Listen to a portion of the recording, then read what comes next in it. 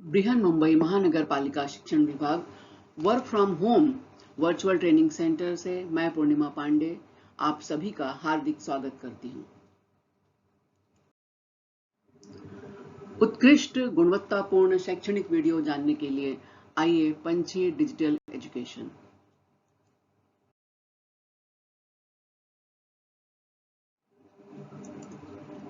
कक्षा छठी के भूगोल विषय के सत्र में मैं पूर्णिमा पांडे आप सभी को सादर आमंत्रित करती हूँ।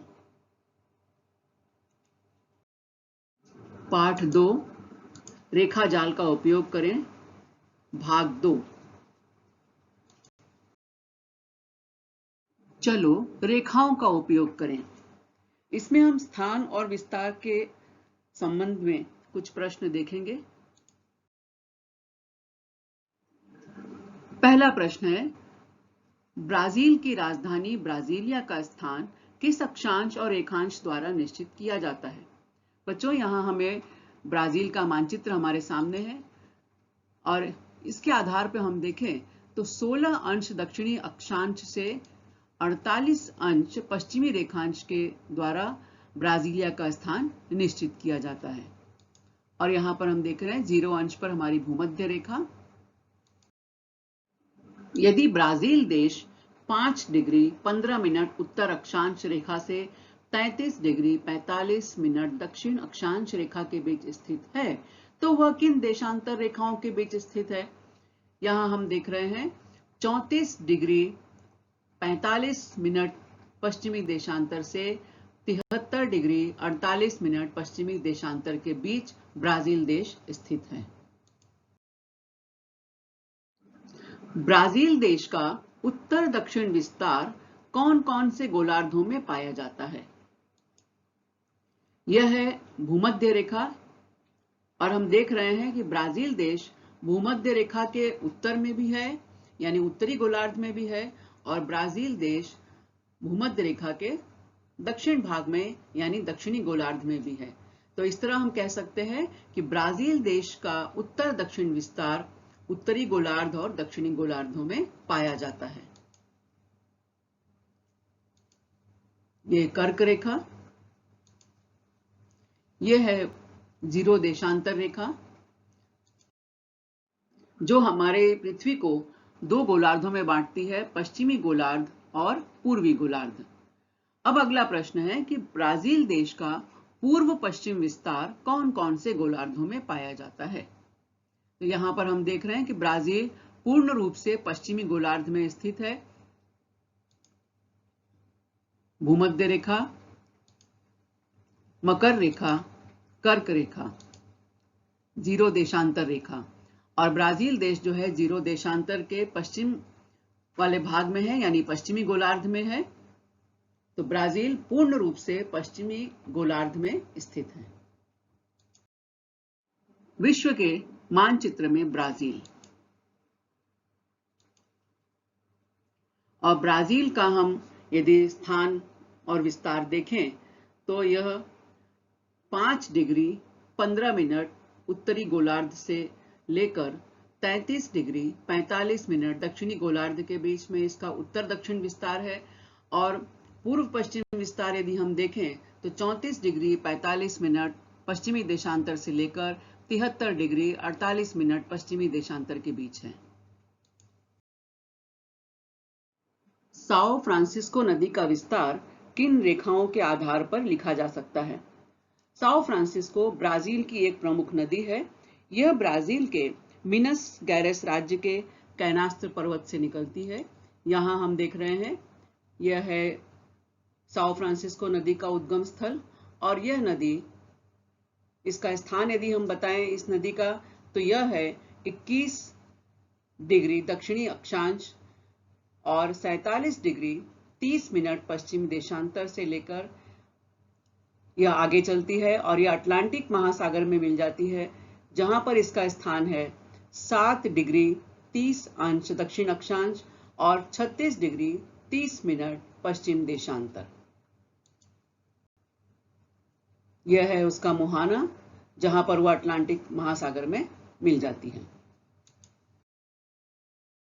महाराजा द्वीप का स्थान अक्षांश रेखाओं और देशांतर रेखाओं की सहायता से बताना है। यह हम देख रहे हैं महाराजा आइलैंड,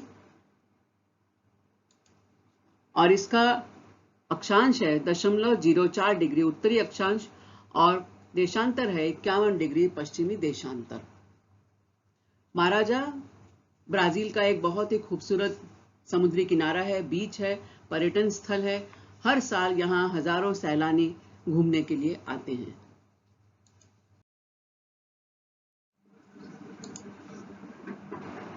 यह है दुनिया का सबसे छोटा देश, वेटिकन सिटी। संसार के सबसे छोटे देश के रूप में इसकी पहचान बनी हुई है। इसका क्षेत्रफल महज 0.44 वर्ग किलोमीटर है। यह देश इटली प्रायद्वीप में स्थित है। इसके चारों ओर इटली देश फैला हुआ है। इस देश के विस्तार में अंश और मिनट में भी कोई अंतर नहीं पाया जाता है, सिर्फ सेकंड में अंतर पाया जाता है। यह हम देख रहे हैं इटली, और इसके इटली प्रायद्वीप के पास ये छोटा सा देश वेटिकन सिटी, और इसका यदि हम क्षेत्रफल देखें तो ये बहुत ही छोटा देश। पृथ्वी और पृथ्वी पर पाई जाने वाली कुछ प्रमुख रेखाएं विषुवत रेखा, कर्क रेखा, आर्कटिक वृत्त, उत्तरी ध्रुव, मकर रेखा, अंटार्कटिका वृत्त और दक्षिणी ध्रुव। इस चित्र में हम देखते हैं कि 0 विषुवत रेखा से 0 डिग्री से लेकर 23.5 अंश उत्तर कर्क रेखा और 0 डिग्री से लेकर 23.5 अंश दक्षिण में मकर रेखा। ये जो क्षेत्र है, इस क्षेत्र में सूर्य की किरणें लंबवत पड़ती हैं और इन्हें लंबवत किरणों का प्रदेश कहा जाता है। इसके बाद हम देखते हैं कि 23.5 अंश यानी 23 डिग्री 30 मिनट उत्तर कर्क रेखा से लेकर 66 डिग्री 30 मिनट आर्कटिक वृत्त तक, और उसी तरह हम दक्षिण में देखें तो 23 डिग्री 30 मिनट मकर रेखा से लेकर 66 डिग्री 30 मिनट अंटार्कटिका वृत्त तक का जो क्षेत्र है, यह है तिरछी किरणों का प्रदेश, यानी यहाँ सूर्य की किरणें तिरछी पड़ती हैं। और इसके बाद हम देखते हैं उत्तरी ध्रुव प्रदेश 90 डिग्री और उसी तरह 90 डिग्री दक्षिणी ध्रुव प्रदेश। यहाँ सूरज की किरणें अति तिरछी पड़ती हैं, यानी बहुत ही तिरछी पड़ती हैं, और इतनी तिरछी हैं कि यहाँ दिन जो है वो 24 घंटे से अधिक का भी हो सकता है। यहाँ 24 घंटे की कालावधि में दिन और रात होते हैं।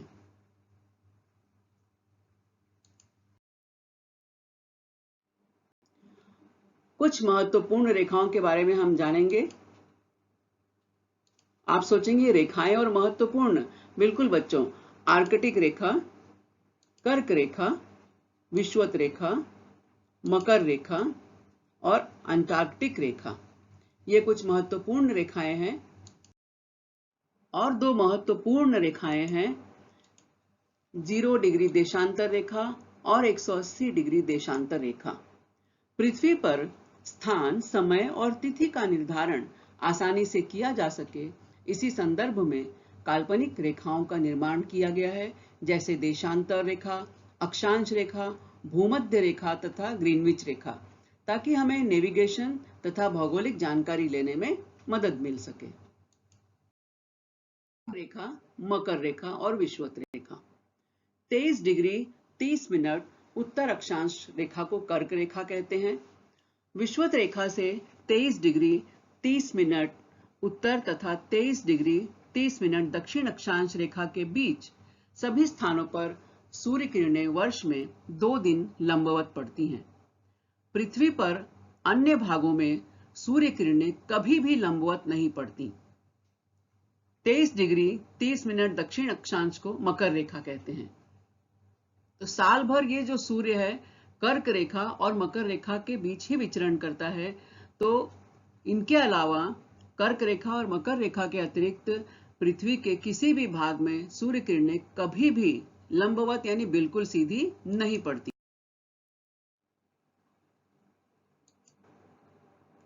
विषुवत रेखा वह अक्षांश रेखा जो पृथ्वी के मध्य भाग से गुजरती है और पृथ्वी को उत्तर और दक्षिण दो समान भागों में बांटती है, विषुवत रेखा कहलाती है। उत्तरी भाग को उत्तरी गोलार्ध और दक्षिणी भाग को दक्षिणी गोलार्ध कहते हैं। आर्कटिक रेखा, अंटार्कटिक रेखा।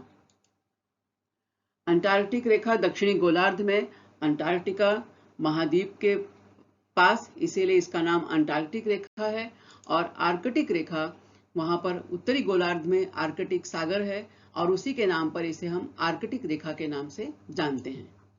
विषुवत रेखा से 66 डिग्री 30 मिनट उत्तर और दक्षिण अक्षांश रेखाओं के बीच संपूर्ण वर्ष में 24 घंटों की कालावधि में दिन और रात होते हैं। उन्हें क्रमशः आर्कटिक रेखा और अंटार्कटिक रेखा कहते हैं। यहाँ पर सूर्य की किरणें बिल्कुल तिरछी पड़ती हैं और इसलिए यहाँ पर 24 घंटों की कालावधि में दिन और रात होते हैं। सूर्य किरणों की कालावधि और उनकी प्रखरता के अनुसार पृथ्वी पर विभिन्न तापमान की पेटियों का निर्माण होता है। जैसे हम देख रहे हैं कि विषुवत रेखा से लेकर 23 डिग्री 30 मिनट उत्तरी अक्षांश और विषुवत रेखा से लेकर 23 डिग्री 30 मिनट दक्षिणी अक्षांश यानी मकर रेखा के बीच सूर्य जो है, इसकी किरणें बिल्कुल सीधी पड़ती हैं, लंबवत पड़ती हैं। तो यह जो क्षेत्र है, यहाँ सूर्य के ताप की प्रखरता होती है और इसे हम उष्ण कटिबंध के नाम से जानते हैं। देखते हैं यहाँ सूर्य की किरणें लंबवत पड़ रही हैं, सीधी पड़ रही हैं।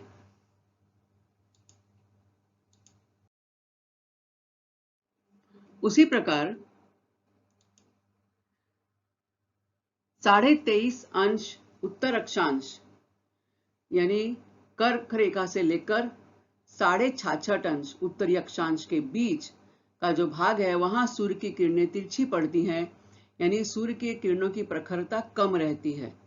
उसी तरह हम दक्षिणी गोलार्ध में देखें तो 23.5 अक्षांश दक्षिण से लेकर 66.5 अक्षांश दक्षिण, इनके जो बीच का क्षेत्र है, यहाँ पर हम देख रहे हैं कि सूर्य की किरणें तिरछी पड़ती हैं, जिसकी वजह से इन किरणों की गर्मी या ताप कम रहता है। तो यहाँ पर जो तापमान पेटी बनती है, उसे हम कहते हैं समशीतोष्ण कटिबंध।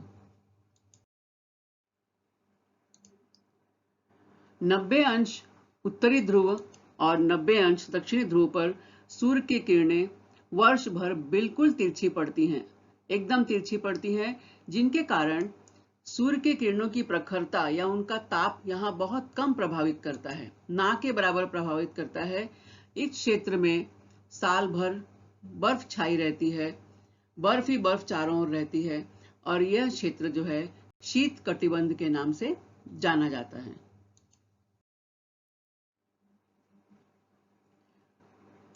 सूर्य किरणों की कालावधि और प्रखरता के अनुसार पृथ्वी पर विभिन्न तापमान की पेटियों का निर्माण होता है। अभी हमने देखा इसको, और तापमान पेटियों के आधार पर ही वायुदाब पेटियों का निर्माण होता है। वायुदाब पेटियां हम आगे पढ़ेंगे। तो हम देख रहे हैं कि ये उष्ण कटिबंध का क्षेत्र विषुवत रेखा से लेकर 23.5 अंश उत्तरी अक्षांश और विषुवत रेखा से लेकर 23.5 अंश दक्षिणी अक्षांश के बीच ये उष्ण कटिबंध का क्षेत्र। उसी तरह समशीतोष्ण कटिबंध और शीत कटिबंध।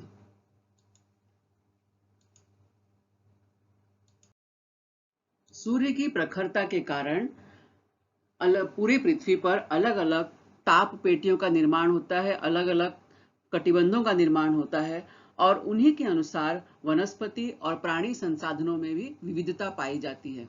जैसे जो भी यहाँ पर रेगिस्तानी प्रदेश हैं, वहां पर हम देखते हैं ऊंट जैसा प्राणी मिलता है, जो एक बार पानी पी ले तो उसे महीनों पानी की आवश्यकता नहीं होती।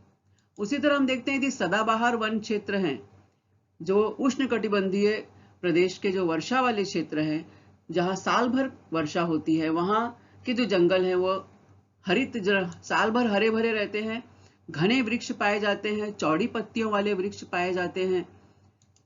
यदि हम टुंड्रा प्रदेश में देखें, शीत कटिबंधीय जो क्षेत्र है, वहां हम देखें तो वहां पोलर बियर जैसे प्राणी पाए जाते हैं, बिल्कुल सफेद प्राणी एकदम से, जो जिनका शरीर में खूब फर रहता है, खूब बाल रहता है, जिससे उनके शरीर को ऊष्मा मिलती है। उसी तरह हम देखें, ये जो यहाँ पे सूचीपर्णी वृक्ष पाए जाते हैं, यानी ऐसे वृक्ष जिनकी पत्तियां सुई के समान नोकीली होती हैं, जैसे तब उन पे यदि बर्फ वगैरह गिरती है तो बर्फ उनके ऊपर बिल्कुल टिक नहीं पाती। तो पृथ्वी पर जैसा वातावरण, जैसा तापमान, उसी तरह के प्राणी, उसी तरह के वृक्ष और अन्य संसाधन पाए जाते हैं। कौन सी महत्वपूर्ण अक्षांश रेखा गुजरती है?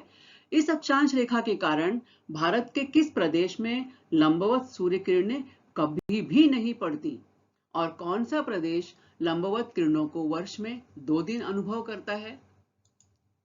तो हमारे भारत देश से गुजरती है महत्वपूर्ण अक्षांश रेखा कर्क रेखा,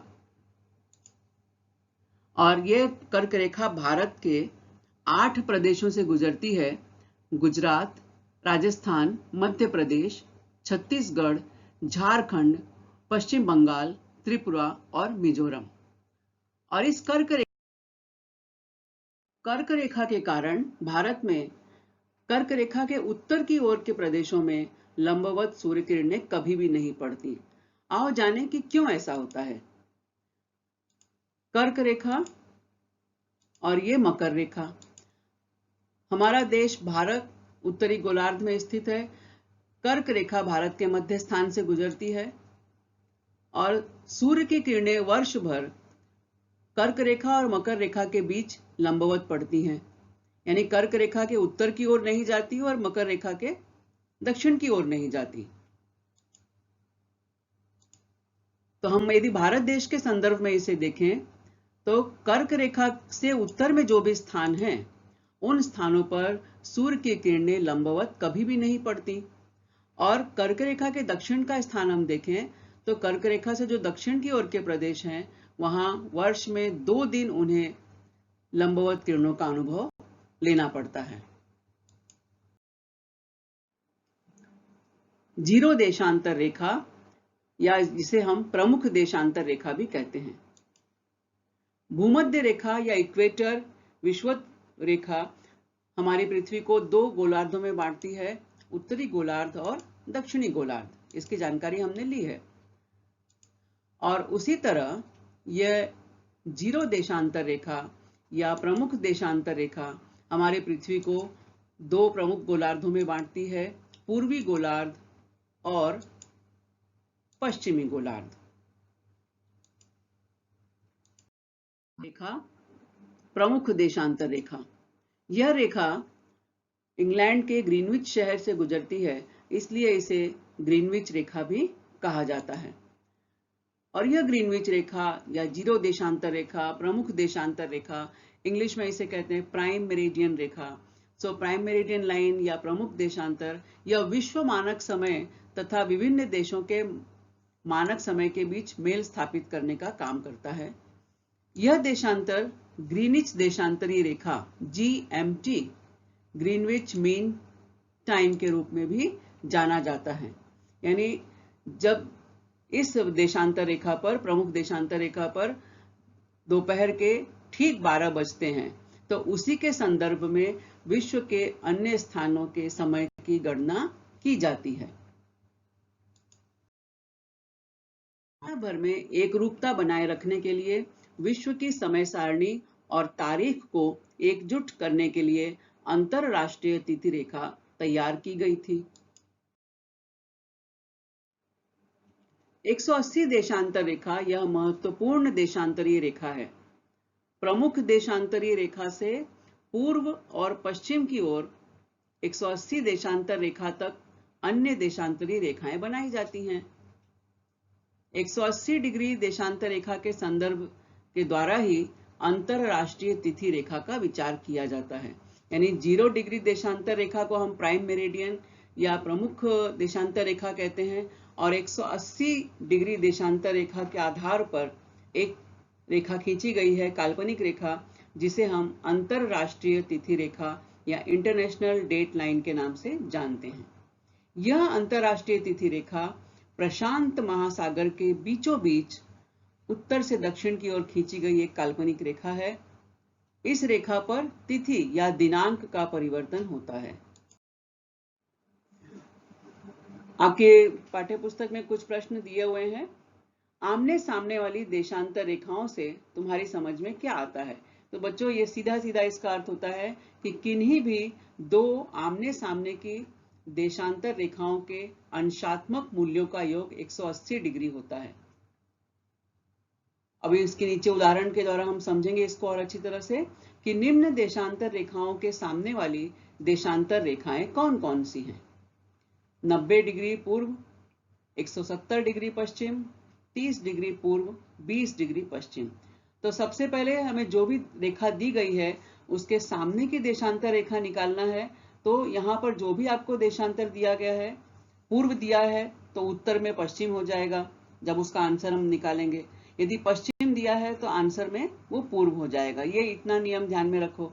और उसके अलावा हमने पढ़ा भी कि इनका देशांतर रेखाओं के अंशात्मक मूल्यों का योग 180 डिग्री होता है। तो जब हमें पूछा गया है 170 डिग्री पश्चिम, तो इसका उत्तर होगा 180 में से हम 170 घटा देंगे तो कितना हमें मिलता है? 10 डिग्री। और मैंने बताया कि हमें जो देशांतर हमें प्रश्न में दिया गया है, आंसर लिखते समय उसका उलट, उसका अपोजिट हम देशांतर लिखेंगे। तब चूंकि यहाँ 170 पश्चिम देशांतर दिया हुआ है तो वो उत्तर में आएगा 10 डिग्री पूर्व देशांतर। 170 और 10 जोड़ने पर हमें उत्तर मिलेगा 180। तो हमारा उत्तर ये सही है, इसलिए यह होगा 10 डिग्री पूर्व देशांतर। उसी तरह 90 डिग्री पूर्व ये प्रश्न में दिया गया है। उत्तर सीधा सीधा है। उत्तर लिखते समय हमें तुरंत उसको पश्चिम कर देना है और 180 में से हम 90 घटाते हैं तो हमें उत्तर मिलता है 90 डिग्री पश्चिम। अगले प्रश्न की ओर चलते हैं। तो हमें दिया गया है 20 डिग्री पश्चिम। जब पश्चिम दिया है तो उत्तर में हम पहले क्या आ जाएगा? पूर्व। ये तो तय हो गया। अब बाकी उसका मूल्य क्या है? तो 180 डिग्री में से हम 20 डिग्री घटा देंगे, माइनस करेंगे तो उत्तर हमें मिलता है 160 डिग्री। 160 डिग्री पूर्व देशांतर। उसी तरह है 30 डिग्री पूर्व देशांतर। अब प्रश्न में यहाँ पूर्व पूछा गया है तो उत्तर में अपने आप पश्चिम देशांतर हो जाएगा। और 30 डिग्री दिया गया है, 180 में से हम 30 घटाएंगे तो उत्तर हमें मिलेगा 150 डिग्री।